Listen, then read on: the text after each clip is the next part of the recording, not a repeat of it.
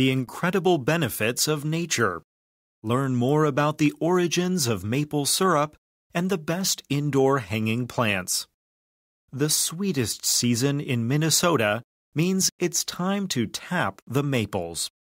Vern Northrup lets nature tell him when it's time to tap maple trees on his family's 35-acre sugar bush in Minnesota.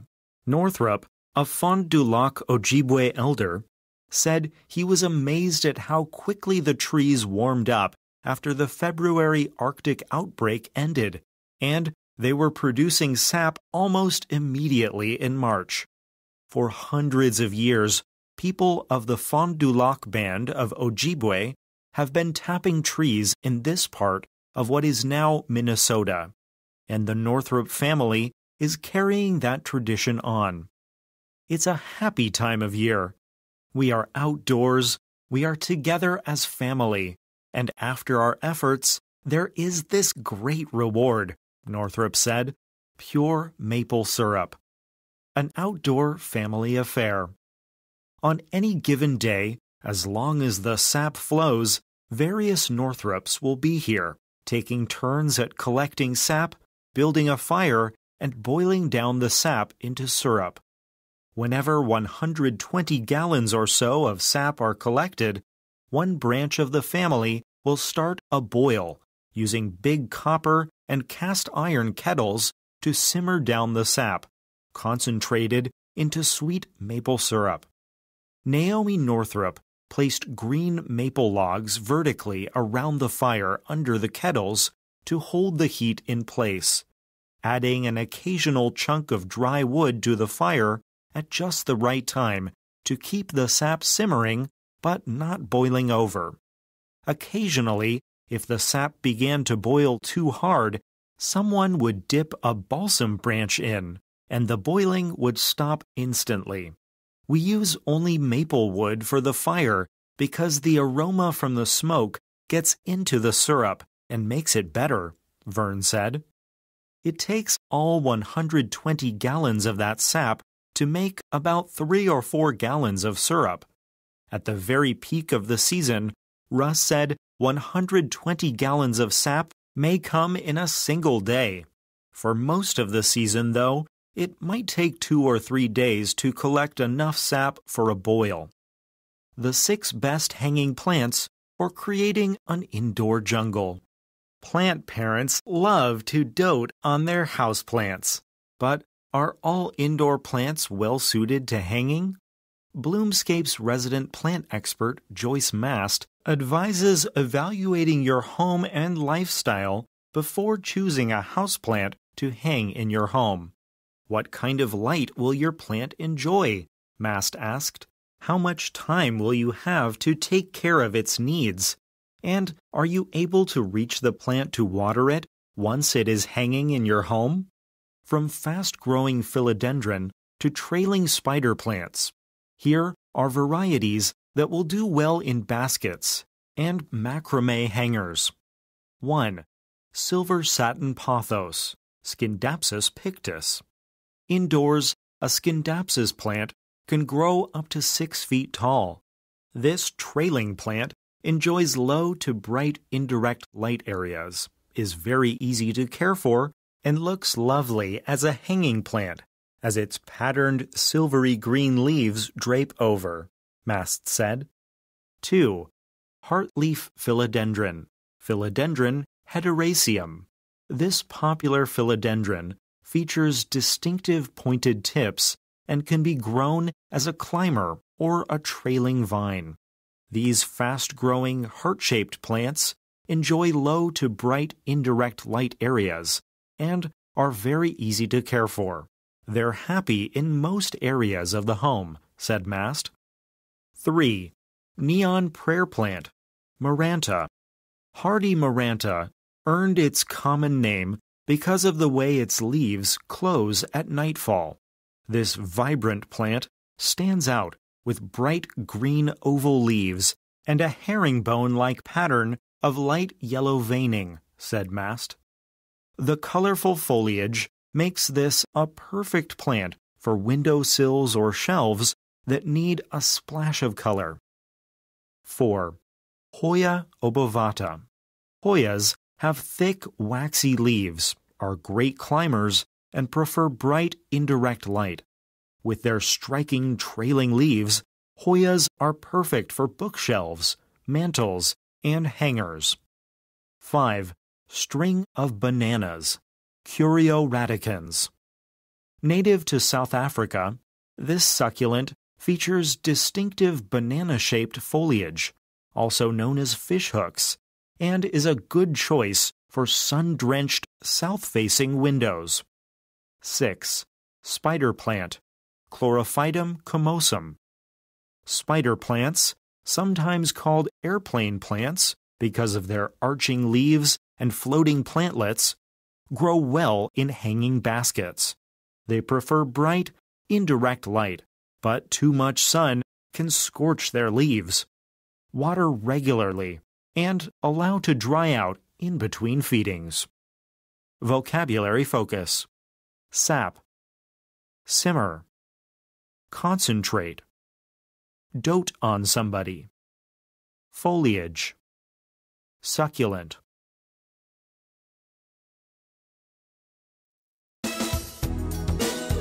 This is the reading for Advanced Studio Classroom, April 2022.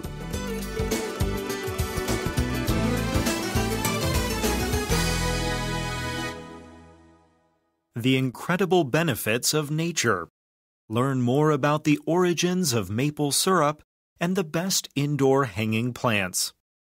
The sweetest season in Minnesota means it's time to tap the maples.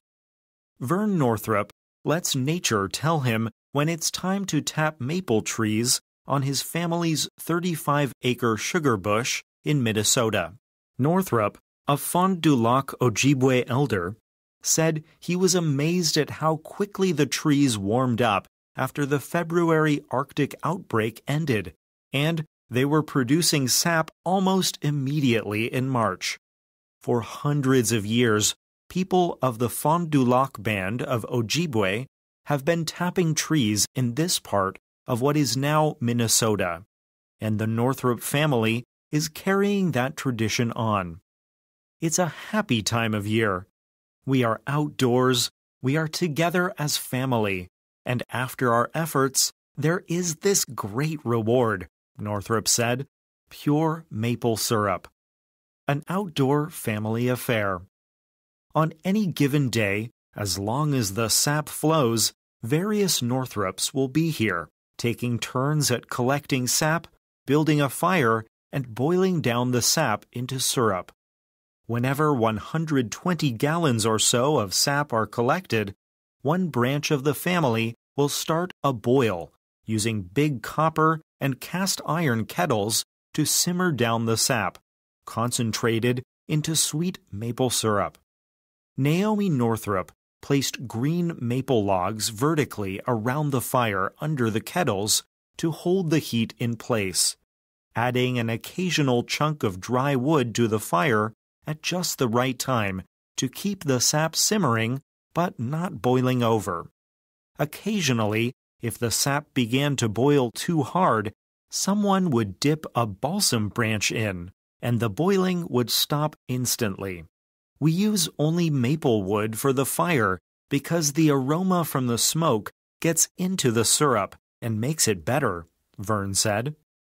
It takes all 120 gallons of that sap to make about 3 or 4 gallons of syrup. At the very peak of the season, Russ said 120 gallons of sap may come in a single day. For most of the season, though, it might take 2 or 3 days to collect enough sap for a boil. The 6 best hanging plants for creating an indoor jungle. Plant parents love to dote on their houseplants, but are all indoor plants well suited to hanging? Bloomscape's resident plant expert, Joyce Mast, advises evaluating your home and lifestyle before choosing a houseplant to hang in your home. What kind of light will your plant enjoy? Mast asked.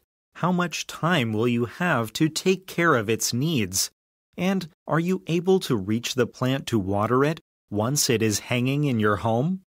From fast-growing philodendron to trailing spider plants, here are varieties that will do well in baskets and macrame hangers. 1. Silver satin pothos, Scindapsus pictus. Indoors, a Scindapsus plant can grow up to 6 feet tall. This trailing plant enjoys low to bright indirect light areas, is very easy to care for, and looks lovely as a hanging plant, as its patterned silvery green leaves drape over, Mast said. 2. Heartleaf philodendron, Philodendron hederaceum. This popular philodendron features distinctive pointed tips and can be grown as a climber or a trailing vine. These fast-growing, heart-shaped plants enjoy low to bright indirect light areas and are very easy to care for. They're happy in most areas of the home, said Mast. 3. Neon prayer plant, Maranta. Hardy Maranta earned its common name because of the way its leaves close at nightfall. This vibrant plant stands out with bright green oval leaves and a herringbone-like pattern of light yellow veining, said Mast. The colorful foliage makes this a perfect plant for windowsills or shelves that need a splash of color. 4. Hoya obovata. Hoyas have thick, waxy leaves, are great climbers, and prefer bright, indirect light. With their striking, trailing leaves, Hoyas are perfect for bookshelves, mantels, and hangers. 5. String of bananas, Curio radicans. Native to South Africa, this succulent features distinctive banana-shaped foliage, also known as fishhooks, and is a good choice for sun-drenched, south-facing windows. 6. Spider plant, Chlorophytum comosum. Spider plants, sometimes called airplane plants because of their arching leaves and floating plantlets, grow well in hanging baskets. They prefer bright, indirect light, but too much sun can scorch their leaves. Water regularly and allow to dry out in between feedings. Vocabulary focus. Sap. Simmer. Concentrate. Dote on somebody. Foliage. Succulent.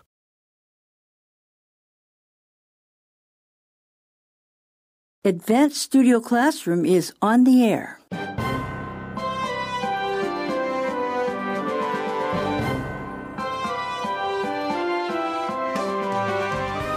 Today's lesson is about the incredible benefits of nature, so be sure and stay tuned.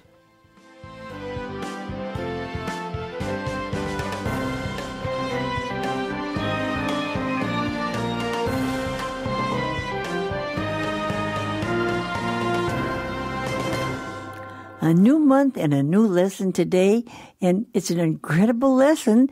I'm glad that you're listening in, and this is one of your teachers, Doris, and then we have in our class... Hi, I'm Maria. So glad to be here again. And your name is? Maria. Okay. And I'm Joel. It's good to be back. Joel, this is an incredible lesson in a way, but incredible seems like kind of a big word for the lesson to me. I would say it's kind of amazing. What else could we say? Oh, it's incredible. It's amazing. It's wonderful. It's all positive words. Good, yeah. Yeah. It means really good. Yeah, really good, yeah. So there are a lot of benefits of nature. We all know that, don't we? Yep, and we're going to find out more very soon. But one thing we're going to talk about today is a special thing. And Joel, are you from Canada? I am. And you have a lot of maple syrup in Canada. We do. I mean, we have a giant maple leaf right in the middle of our flag. Well, that's true, yeah. Yeah, so Canada, I always think of Canada when I think of maple. However, we have maples, of course, in the United States too, but Canada is well known for that. But it says here under the caption, the sweetest season in Minnesota, that's in the U.S., means it's time to tap the maples. So What does it mean to tap the maples? Oh, well, we've got a picture of that right here on page 8. That's when they they make a hole in the tree. Okay. And then they have a special tool that they put in the hole so the sap can drip out. To tap the needles. We're going to find out more about that, aren't we, today? Yeah. So it's like kind of like drawing the liquid out of it. I wonder if all of you like maple syrup. Do you like maple syrup? Oh, yes. I love it with French toast, pancakes. I hope all waffles. of you have tried it. I love it. Do you like it? Oh, yeah. Especially on waffles. It's really good. Well, we're going to find out more about it. And it says it's the sweetest season, meaning this is something that's also sweet to eat. So they're kind of a play on words, aren't they? Yeah, they mean it literally and figuratively when they say So- sweet. Tell us where we're going to start today, what page and everything. Okay, well, we're on page 8, and this is the material for April 1st. Well, April 1st, remember, is also April Fool's Day. Oh, this is true. Don't but- let anybody fool you. And we are not fooling you. No. It really is page 8. Yeah, that's right. Okay, so let's do the first reading today then.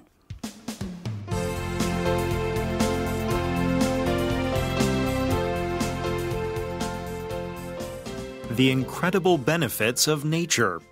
Learn more about the origins of maple syrup and the best indoor hanging plants. The sweetest season in Minnesota means it's time to tap the maples. Vern Northrup lets nature tell him when it's time to tap maple trees on his family's 35-acre sugar bush in Minnesota. Northrup, a Fond du Lac Ojibwe elder, said he was amazed at how quickly the trees warmed up after the February Arctic outbreak ended, and they were producing sap almost immediately in March. For hundreds of years, people of the Fond du Lac band of Ojibwe have been tapping trees in this part of what is now Minnesota, and the Northrup family is carrying that tradition on. It's a happy time of year. We are outdoors, we are together as family, and after our efforts, there is this great reward, Northrup said, pure maple syrup.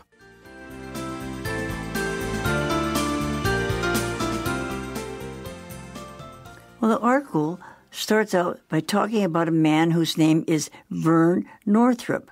That just sounds like a regular name, but he's not really a regular person. What kind of person is he?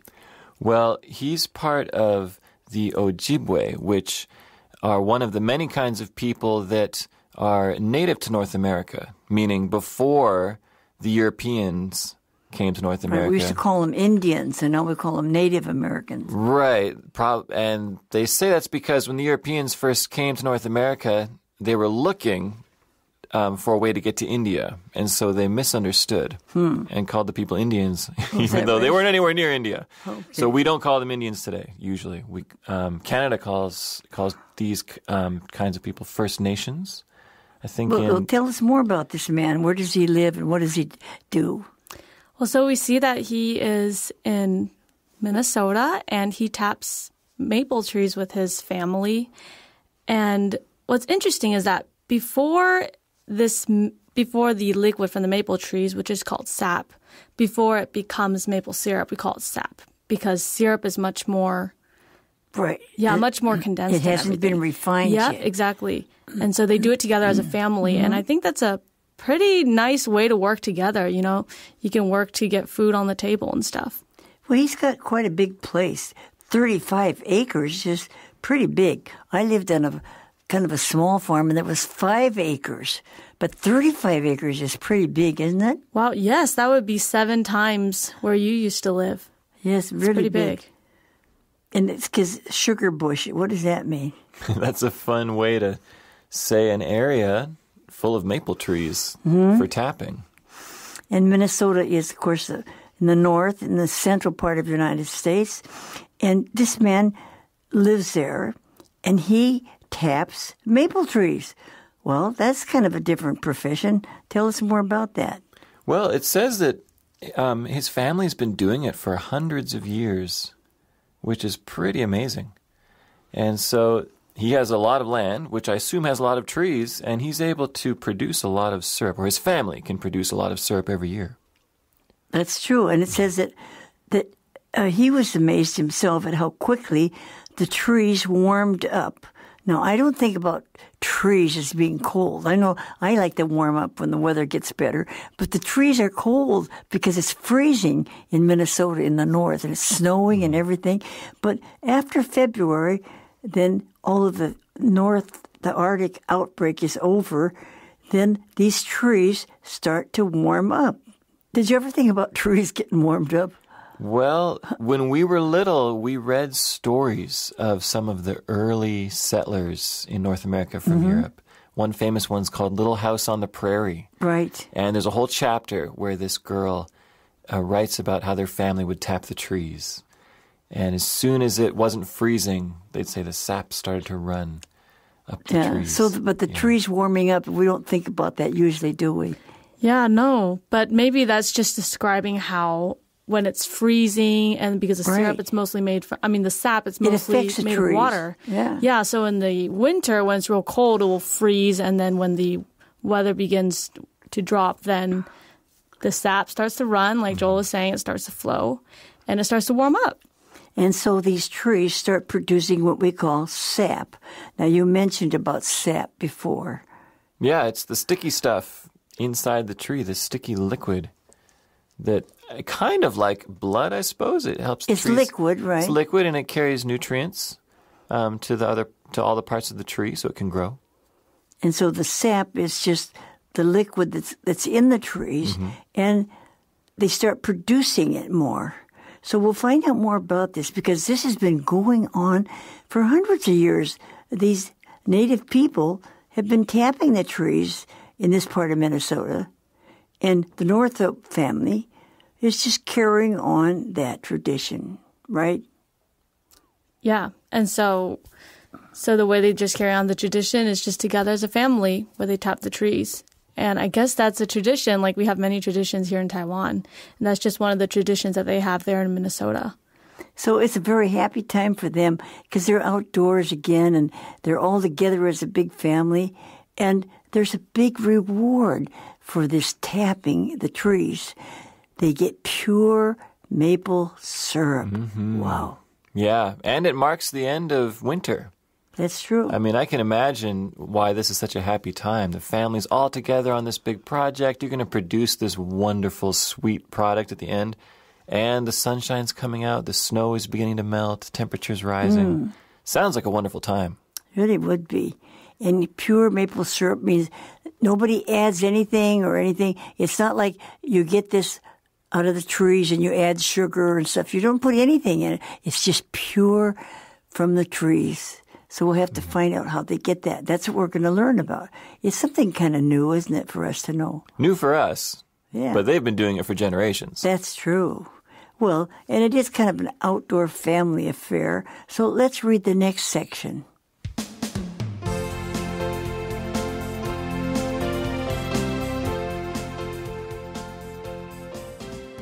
An outdoor family affair. On any given day, as long as the sap flows, various Northrops will be here, taking turns at collecting sap, building a fire, and boiling down the sap into syrup.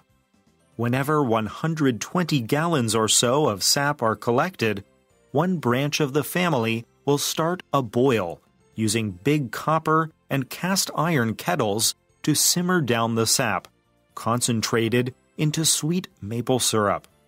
Naomi Northrop placed green maple logs vertically around the fire under the kettles to hold the heat in place, adding an occasional chunk of dry wood to the fire at just the right time to keep the sap simmering but not boiling over. Occasionally, if the sap began to boil too hard, someone would dip a balsam branch in, and the boiling would stop instantly. We use only maple wood for the fire because the aroma from the smoke gets into the syrup and makes it better, Vern said. It takes all 120 gallons of that sap to make about 3 or 4 gallons of syrup. At the very peak of the season, Russ said 120 gallons of sap may come in a single day. For most of the season, though, it might take 2 or 3 days to collect enough sap for a boil.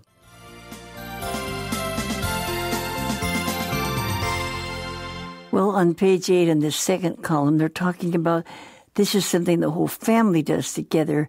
And there's an expression here that we often use. It says, on any given day. That means just any time or whenever the sap flows. So you might hear that expression. On any given day, you might see the birds flying around anytime, okay? And so on any day, as long as there's sap is flowing in the trees, there'll be somebody in that family there taking turns collecting this sap. And you can see a picture here of the sap flowing from the tree. They have to collect the sap, and they'll take turns doing that. And tell us more about that process. Well, if we look at the picture of the sap dripping out of a tool that's stuck in the tree, that'll help us understand. So that tool is called a spile, and they stick it in the tree, and you can see a hook underneath. Mm-hmm. They hang a bucket on that, and all the sap drips in the bucket, and they collect those buckets, and they have to, well, it says here they have to boil them down. So they have to evaporate off the liquid so that the sap becomes more concentrated. So if you just take the sap, it's not going to taste good on your waffles. Well, you got to get maple syrup. Yeah, I think that it tastes kind of like water with a little bit of sugar added in it before it has been boiled and all the water has been evaporated. So, and it also looks quite like water. I watched a video of the sap process yesterday, the sapping of maple trees, and it was dripping out. And then when they got a bucket, it looked like water. Like if you told me it was water, I would have probably thought it was water. Right. Yeah. So whenever they get about 120 gallons, that's a lot. Mm-hmm. They get all that sap. And then somebody in the family, one branch of the family, it could be the father or the mother or the kids or anybody, whoever's working on it, they will get collected and then they'll start to boil it. But they have there's some marks on boil. Why does the boil have these quotation marks around it? Right, yeah. Readers will want to be careful here. The stage of the syrup-making process where they collect all the sap and heat it together, they call that a boil. Mm-hmm. Oh, we're going to have a boil. But they're not actually boiling the liquid. They're not boiling the sap. What are they doing? They're simmering it, right? They're simmering it, yeah. Simmering is like boiling, but not as hot. It's not quite. Just before the boil, everything will simmer a little bit. Yeah, they don't want it to boil. No. Because that will, I guess that will either ruin it or it won't taste as good or something. But they want to keep the temperature down. So they have these great big iron kettles that are made of iron, and they simmer down and they let it get hot, just about ready to boil. It's simmering, but they don't want to get too hot. So they have to watch it all the time. Yep. And then when they get all that extra liquid out of it, it becomes sweet maple syrup, just like that. They don't do anything else. They don't add anything. That's just it. Yeah, if you go to the store to buy syrup, you really need to look at the labels on the back of the container. Because pure maple syrup. Pure maple syrup is very, very different from the cheaper syrups you'll find. It's more expensive. Yes, it's usually much more expensive. But, a cheap syrup will be corn syrup with maybe some sugar, some maple flavoring added. Yeah. But it's not really maple syrup. So you be sure and get the pure maple syrup. Wow. Well, it tells us kind of how they do this. How do they do that? So what they do is they will just keep letting the water evaporate as they let it simmer, which is like Joel and Doris were talking about, just not to a big bubble, but just kind of where the water has small ripples. And then to make sure that it doesn't boil, they will either put in a balsam branch, which is a kind of tree, and I think it smells pretty good because I know that it's used in fragrances and cosmetics, so maybe it just adds to the nice smell of the maple syrup that is being cooked. And then also they will use green maple logs. And according to Mrs. Northrup, it enhances the taste, the flavor, and the smell, the aroma of the maple syrup. They keep it simmering, but don't let it boil. No. If it gets too hot, then it boils, right? And you don't want it to boil. You want it to just simmer. It keeps simmering, and then that water evaporates, goes away, and it becomes maple syrup, doesn't it? Yep. Yeah. It doesn't say. Does it say how long it takes? If you have 120 gallons, how long do you have to tend that fire until it is concentrated down? Because what was it? Was it it's a whole lot of syrup, of sap makes only a little bit of syrup. Yeah. Well, and they use just maple wood out of maple trees because then the aroma, the smell from the smoke gets into the syrup. And so the whole thing is kept maple. You don't get pine trees and other trees. You use the maple trees. It takes 120 gallons of sap to make 3 or 4 gallons of syrup. Yeah. Wow. And 1 gallon is a little less than 4 liters. So That explains why syrup is not, pure syrup is not cheap. Why it's not cheap. Yeah, 40 gallons of sap to make 1 gallon of syrup. Just think of that. Yeah. So 40 times. Yep. Yeah, the liquid. Well, 120 gallons, they might get that in one single day. So that's interesting to know how they do it.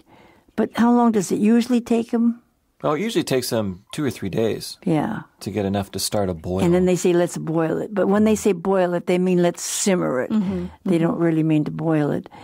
Well, there's some interesting facts here about maple syrup. I don't know if you've all tasted it. I hope you will taste it sometime. It's so good, but it's sweet. But you put it on certain things.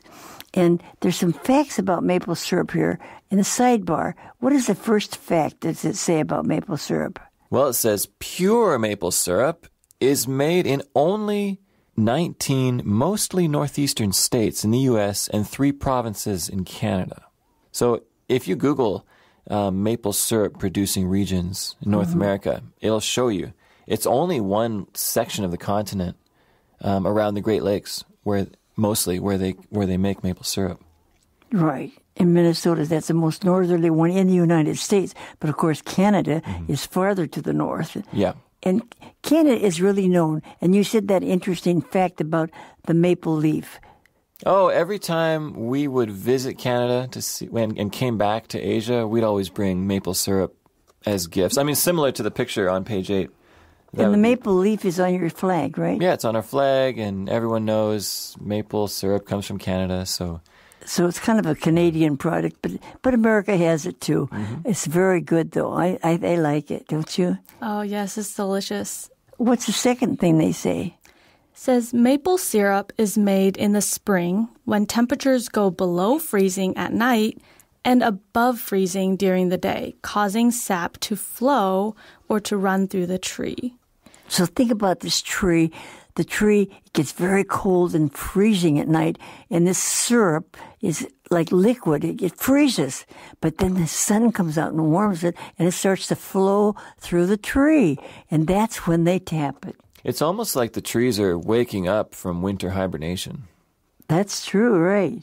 We'll read more about northeastern Minnesota. What's number 3? Okay. In northeastern Minnesota, the traditional season fell between mid-March and late April, but that's moving earlier as spring temperatures rise sooner. So it's about that time. So now is a good time anyway to have maple syrup. What does the next one say? It takes about 40 gallons of sap to make 1 gallon of maple syrup. Each tree can yield 10 to 12 gallons of sap during a season, which boils down to about 1 quart of finished syrup. Wow, it takes an awful lot of sap to make that, doesn't it? That's a lot of sap. I mean, when they talked about the busiest days, they could get 120 gallons in one day. That's a busy day. Yes. Just think of that. 40 gallons to make 1 gallon. Mm-hmm. So no wonder it's kind of expensive. Huh? Yep. It's a lot of work. A lot of work involved in it. See? And a lot of waiting time, too, because we just hoped the sap would actually literally flow. But unfortunately, a more accurate description would be drip. Well, I was wondering, they're taking all this sap out of the trees. Does that hurt the trees or not? Evidently not.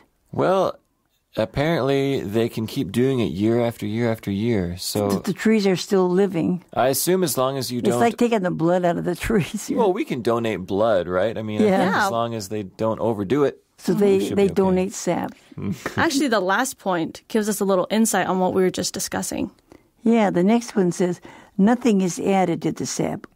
Only the water is evaporated. What does that word evaporated actually mean? Oh, well, if you have a liquid and you boil it, eventually the liquid will be gone. It'll be gone. If you get salt water from the ocean and you boil it, eventually you'll just have salt and sand. Evaporated. Yeah, it turns into a gas. So you don't add anything. You don't get the syrup and then put some water in it and put some sugar. No.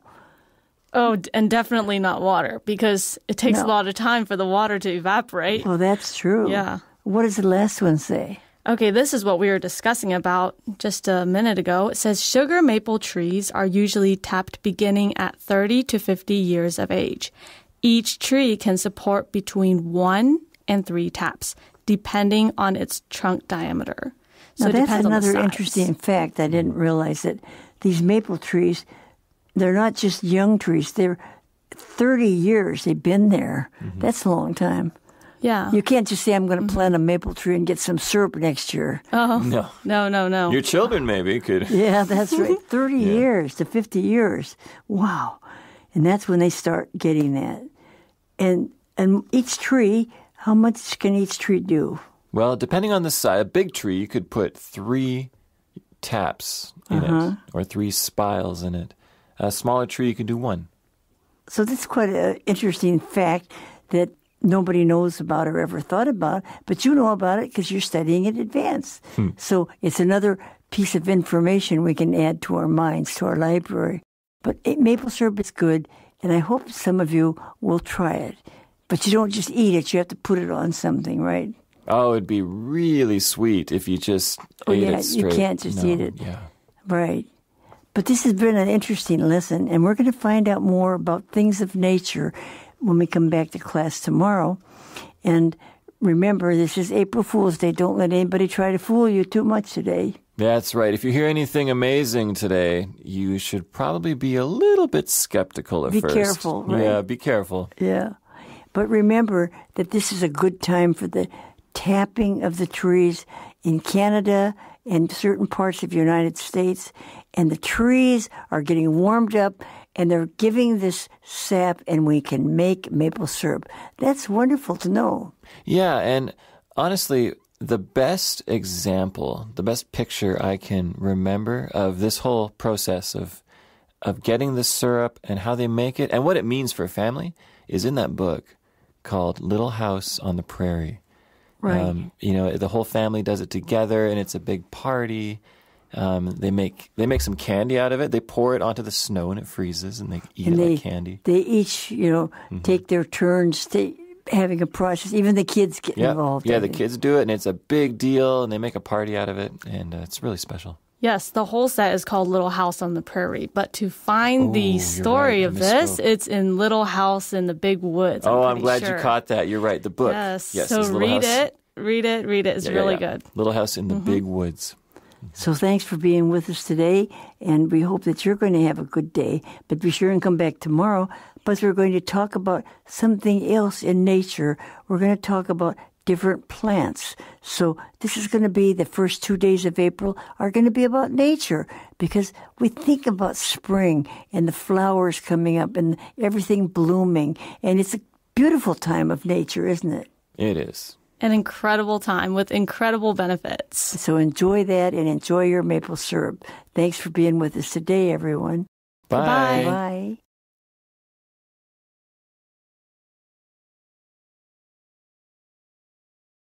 Advanced Studio Classroom is on the air.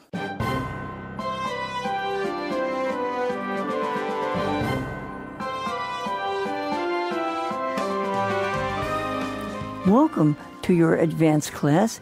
We're still talking about nature because this is the time that we talk about it in April. So stay tuned. There's another story about nature today.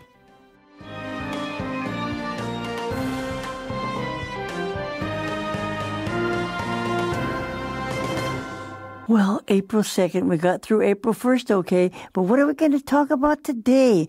I'm Doris, and we also have in our classroom. I am Maria.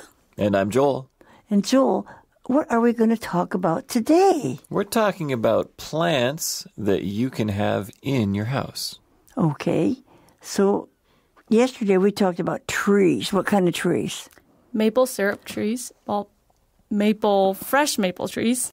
And maple syrup trees, they're pretty good because they can bring income and money as well as something good to eat. But plants, I don't know. Let's find out more about them because I think a lot of people have plants in their home. Do you think so, Joel? I've tried to have as many plants in my home as possible, and I'm sure I'm not the only one. Well, and I know a lot of offices have plants in them. And it kind of makes I know Amazon.com in the United States has a place that looks like a jungle in it. Well, yeah, I like that they put that word in the title, creating an indoor jungle. Right. Makes you think there's just leaves It flopping over says, every desk. Page 9 says the six best hanging plants for creating an indoor jungle. Wow. An indoor jungle. Does that sound good to you? Yeah, that sounds like fun because here in the city we can't get much jungle or much foliage or anything, but we can create our indoor jungle. That sounds like something fun. In so many homes you go to, they might not have big plants, hanging plants, but they have little, what we call potted plants. They have a pot with a cactus in it or a flower or something. It seems like almost every place you go, and people have them on their balconies. Don't you think a lot of people have plants? Yeah, it seems like it's getting more and more popular. Like I'll just walk by people's houses and in their like the apartment, those who live on the first floor, they will just have plants outside. My neighbors, Right. Yeah, they just have it right there on the first floor. But we don't talk about them very much, and no wonder because some of the names of these plants in Latin are pretty hard to remember and even to pronounce. Well, I never knew the names of the plants I was putting in my house. No. I just went to the market and picked the ones I thought looked nice, that I thought would grow well. Yeah, And you don't know what the name is. I never knew. I just wanted something green and alive, I think is mostly what I wanted in the house. Yeah. Well, I put this website on bloomskate.com, and it shows you all these different kinds of plants. That's in Detroit, Michigan. And if I would recommend all of you go and Google this name, and you can see pictures of so many kinds of plants with the names on them, how to take care of them. And that's an education in itself, just looking at that website. Cool. Doris, that sounds like fun. So we can create an indoor jungle by first looking at a digital jungle. Right. So we That's try fun. to give you a little glimpse of it here today on page 9. And can I ask, that's called bloomscape.com? Bloomscape.com, and it's written right here in your magazine. Okay. So check it out. But let's read the first part of our lesson, which is on page 9, and let's read the rest of this whole column on page 9.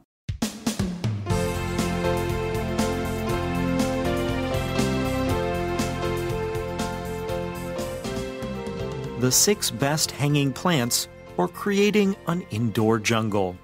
Plant parents love to dote on their houseplants. But are all indoor plants well suited to hanging? Bloomscape's resident plant expert, Joyce Mast, advises evaluating your home and lifestyle before choosing a houseplant to hang in your home. What kind of light will your plant enjoy? Mast asked. How much time will you have to take care of its needs? And are you able to reach the plant to water it once it is hanging in your home? From fast-growing philodendron to trailing spider plants, here are varieties that will do well in baskets and macrame hangers. 1. Silver satin pothos, Scindapsus pictus. Indoors, a Scindapsus plant can grow up to 6 feet tall. This trailing plant enjoys low to bright indirect light areas, is very easy to care for, and looks lovely as a hanging plant, as its patterned silvery green leaves drape over, Mast said. 2. Heartleaf philodendron, Philodendron hederaceum. This popular philodendron features distinctive pointed tips and can be grown as a climber or a trailing vine. These fast-growing, heart-shaped plants enjoy low to bright indirect light areas and are very easy to care for. They're happy in most areas of the home, said Mast.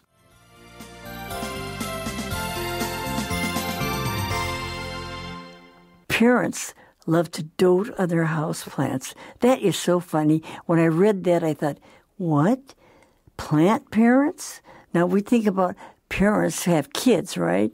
And sometimes your dogs and your cats, and they're kind of like you're their parents because you feed them and you take them for walks and all that kind of stuff. But whoever thought of plants having parents? Isn't that kind of a new idea?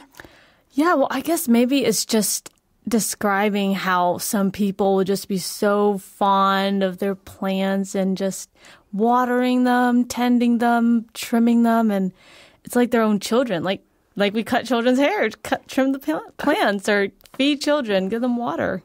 Yeah, some people are very skilled plant parents. I've been to some people's apartments, especially people that live at the top floor, where they make a garden on the roof. Yeah. Mm-hmm. It's really impressive.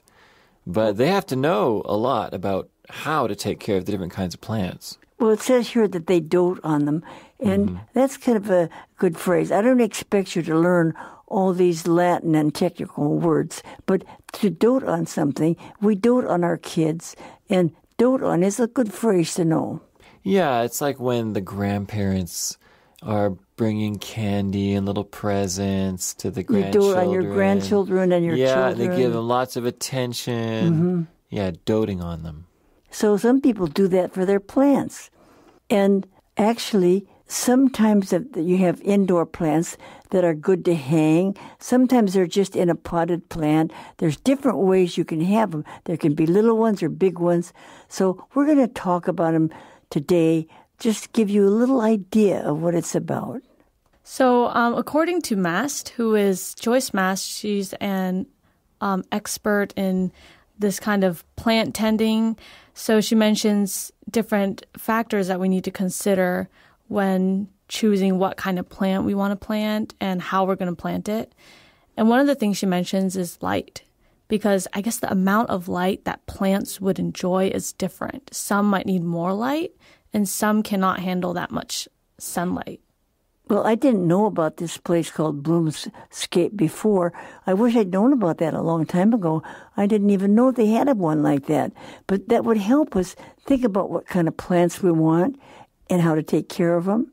And if you want to buy them and you live in America, you can just order them and they'll send them to your home. I think that's a wonderful website. I wish I'd known about it in my previous city before I moved to Taipei, because I learned about what kind of sunlight to use and that kinds of things the hard way. Right. Meaning, I was not a good plant parent, even though I was... You were not a good parent. I was an enthusiastic plant buyer.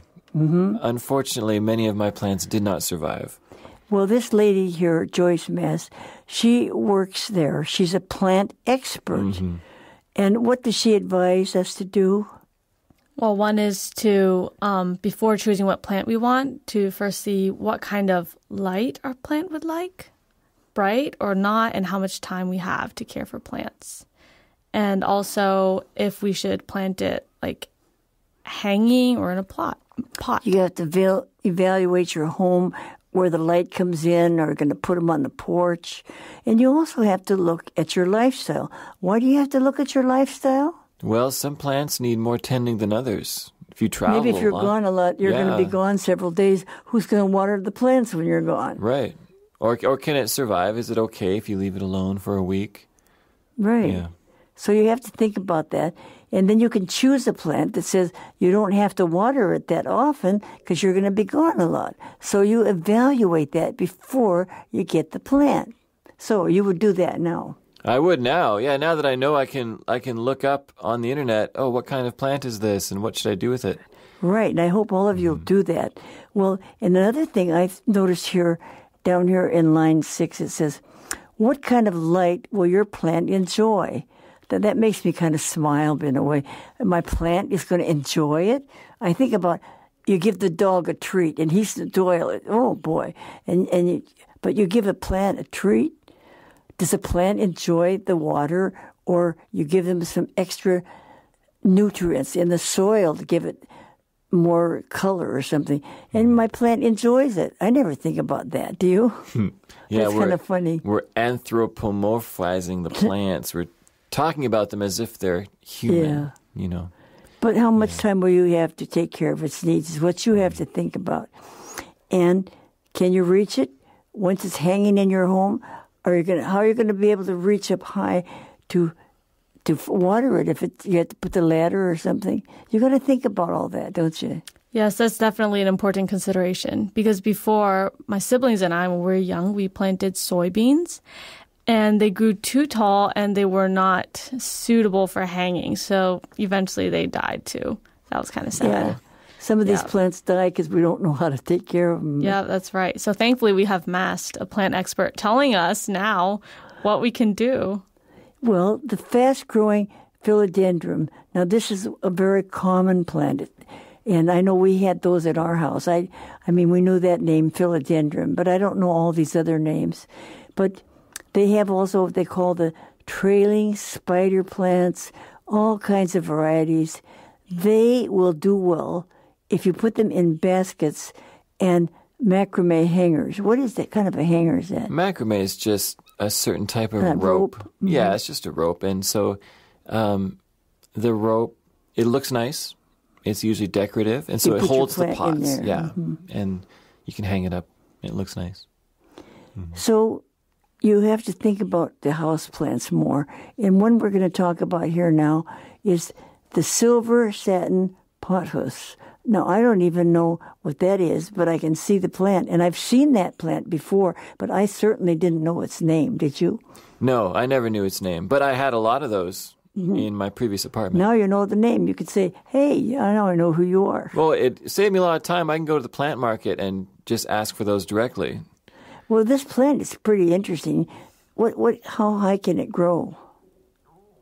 6 feet tall? Yeah, it can grow as tall as me. Basically. 6 feet tall. That is very, very tall. No wonder we need to make sure we can reach it to water it. Yeah, it's almost 2 meters. Well, obviously that wouldn't be a problem for you because you're so tall, Joel, but not for me. And what I did was I wanted to fill my house with green, and so I got these trailing plants that I knew were going to grow along vines, and I put them up as high as I could all around the house. And I even had one wall that was just all vines hanging down. Yeah, it was really nice. And they're not expensive. I mean, these are very common, pretty cheap plants. Wow. Well, this is kind of a trailing plant. They like low to bright, indirect light areas. Now, some plants want to be right in the sunlight where it comes down, but sometimes that will kill some plants. Mm-hmm. So you say if you get this plant, then don't put it where it gets the direct sun. Yeah, that's important. I made that mistake at first. Yeah. At first, I thought I'd get lots of plants and put them in the windows. Put them in the sun. Well, I thought I'd put them in the windows of our apartment. Yeah. And they all died. Mm-hmm. And it took a while to realize they really cannot tolerate direct sunlight. They have to be in the shadows of the room. So we didn't know about Bloomscape at that time. They didn't tell us. But this trailing plant have low to bright light, and it's very easy to care for. And it looks really nice when it's hanging there with its silver green leaves that drape over. And it is a pretty plant, isn't it? Yes, it is. And that explains how it got its name, the silver satin pothos. It looks really pretty. The pictures that we see on page 9, it looks beautiful. Mm-hmm. And the second one we're going to talk about is a very common one. It's called the heartleaf philodendron. And you don't have to learn all those Latin words because I don't think you're going to remember them anyway. But if you want to know them, there they are. But tell us more about this philodendron. Well, it's very similar to the silver satin pothos. Indirect sunlight grows fast, and you can put it... Well, it shows you a picture there of it up on a windowsill. Mm-hmm. I'm assuming that the sun is not shining directly in that window. It's a very common plant. But you can see how the vines fall over the sill.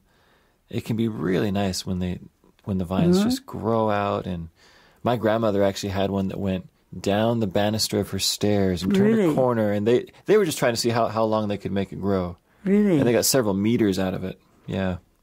Well, this has low to bright indirect light. Yeah. And it's very easy to care for. So probably if you're not going to spend much time on your plants, you should get a philodendron. What do you think? Yes, especially if you are not home in the day and there's no one else to care for them. If they're very content in anywhere in the home, then yeah, it would be a great place to create an indoor jungle. Oh, for sure. I would definitely recommend these first two. If you feel that you would not be a very good plant parent, like me, then these two first plants are great. That's Because true. Don't put them in the sunlight. Water them every once in a while, and they'll be fine.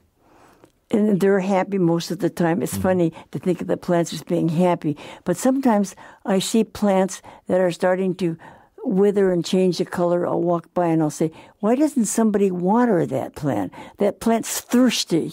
I mean, they need some water. They're dying. And you do kind of think about that, don't you? Well, you think about, they're thirsty. Or sometimes, though, my problem was I gave them too much water. Or I Yeah. gave them water too often. Yeah. Yeah. So you have to be careful enough to know that. But those two are really very common ones. Well, let's go to the next page and take the next two.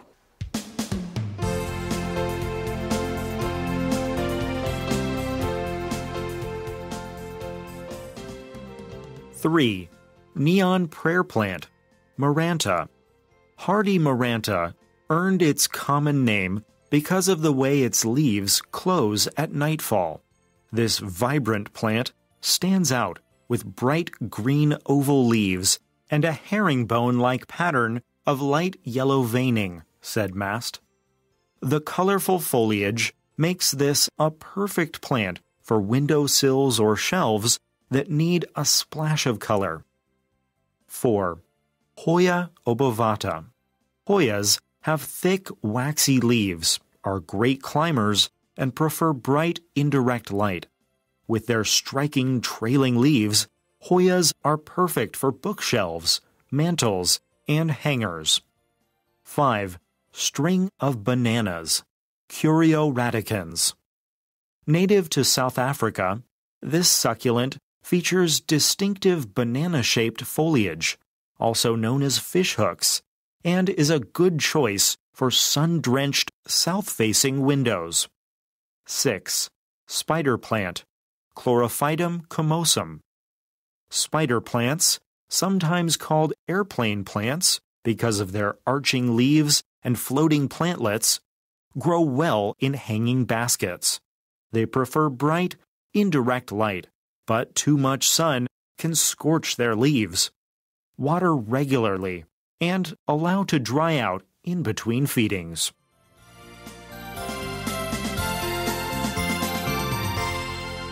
So on page 10, let's go back to number 3 here for a minute.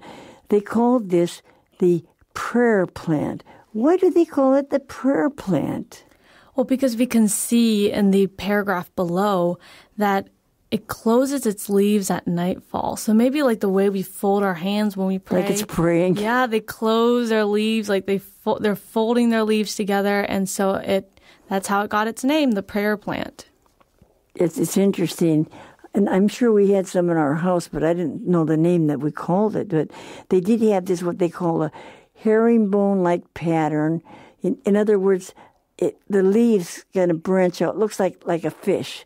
You know, it's got all these bones on it, like a fish. Herring is a kind of fish. Right, yeah. So, I mean, if you look at the picture, it looks like when you've just, at the end of a meal, you know, and it's all that's left of the fish is the skeleton. That's true, it does, right?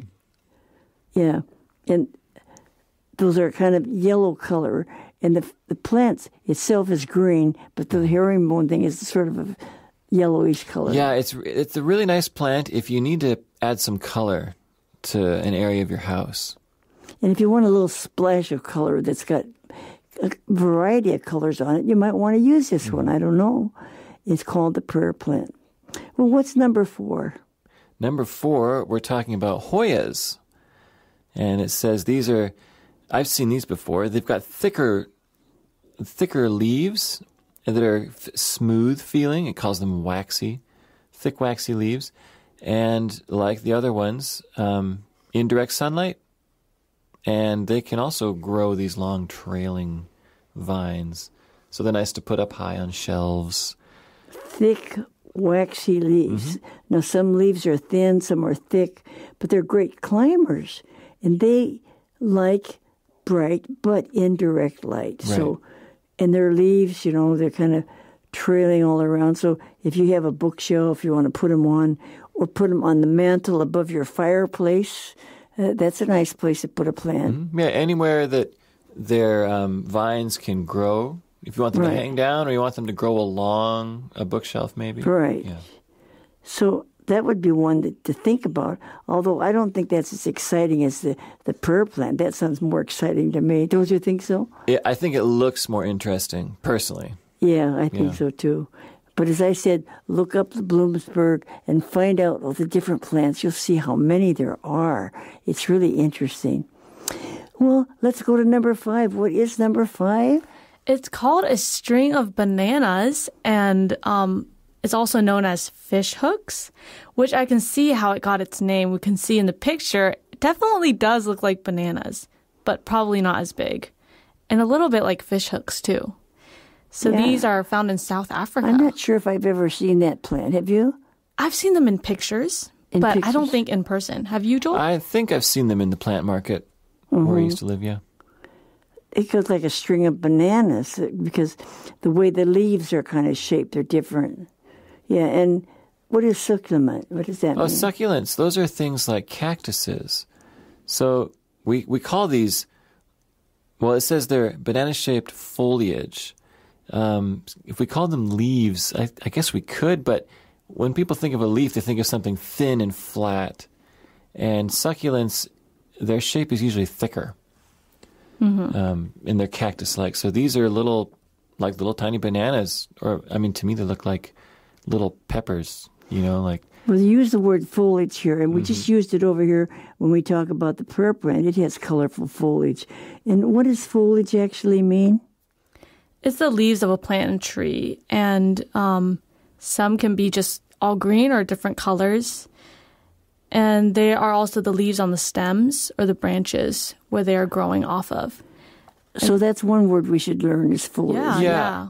I usually hear the word foliage when people are describing a landscape. Like I could say, the mountain that I can see from our apartment is covered in foliage. Yeah. Different trees. So we and hear plants, that word quite a bit, yeah. You don't need to learn all the Latin words, but you better learn some of these words, right? Yeah. But they also known as fish hooks because it not only looks like a banana, but the end of it kind of looks like a hook. Yeah. So that's kind of funny. Whoever thought about that? Well, it looks like, when you have a string and you attach a bunch of hooks to it and you put it down in the water. It really does bring that to mind. And they're good for sun-drenched, south-facing windows. So if you want a plant that can have the direct sunlight, then you'll want to get one of these. Mm-hmm. Whatever you call them here. I don't know, it calls them a string of bananas. Yeah, I noticed this one has a tip that is really important to pay attention to. It says these are prone to aphids. And I had some plants like that. And I wasn't paying attention. And so one day I noticed, oh dear, this plant is covered in nasty little bugs. And, oh my. And yeah, it gets really messy, and some plants I had to just get rid of because I wasn't paying attention. If you catch the aphids at the beginning, then maybe you can take care of it. But yeah. Well, you have to learn how to take care of these plants. Yeah, if the insects take over your plant, you got to watch it. It's tough, yeah. Well, we have to learn how to water them, feed them. How do we feed a plant besides water? What else do we do? Oh, well, you can buy fertilizer to put in the water that you feed your plants. Or even put in the where the plant is growing in the dirt. Yep. You can put fertilizer there too. Yep. Yeah, so you're kind of feeding your plant, yeah. And it makes it healthier so that the leaves can grow better and longer and brighter colors. And so you have to take good care of it, yeah. Well, we have one more here. ooh, that's called the spider plant. That's kind of scary. I like the plant, but I don't like spiders. What about the spider plant? Well, it definitely looks like a spider, and it's sometimes called airplane plants. I'd like to call it airplane plant instead of a spider plant. I'd never heard that name before, Me either. airplane plants. Well, what's it like? So they have really long leaves, and as we can see in the picture, it's like arching leaves, probably because they grow up, and then because of the weight, they just kind of grow outwards like spider legs. And they grow really well in hanging baskets. So like we saw in the first lesson, using the macram hangers, it's probably a good way to plant this kind of plant, the spider plant. Hang it in the air and just letting the spider legs hang down. Yeah. I don't know what we call it, but I have seen a lot of those plants, haven't you? We call them spider plants. I didn't ever have any because the ones I'd seen, they would grow really big. I mean, the leaves would just get high and wide, and they could take up a lot of space. Oh, yeah? And so they looked really interesting, but I could never think, where would I put this? I mean... Well, if you give them too much sun, it scorches the leaves. Yeah. So they can't have too much sun. They need indirect light, but not too much sun. But you do have to water them regularly, and that's very important. Sometimes people forget to water their plants, and the plants kind of dry up and get brown looking, and you need to remember to water them. And usually, if you buy a plant from a company or like a store, they'll tell you how often to water it. Well, that last line there, water regularly and allow to dry out in between feedings. I wish I'd known that when I first became a plant parent. Right. You just think, oh, they need more water. Let's give them plenty of water, and they'll have a spare water. But you can't do that. No, you can't. If they don't dry out, then they stay wet all the time, and then mold and things can start to grow in the dirt. And, right. Yeah. So be sure to feed your plants, take care of them, and to be very good to the plants because they really warm up the atmosphere. They make your house more friendly. They make your office more pleasant to work in. And nature really does help us relax more and enjoy the world, doesn't it? I agree. So get some for your house. Check everything out. And thanks for being with us today, everybody. Bye. Bye.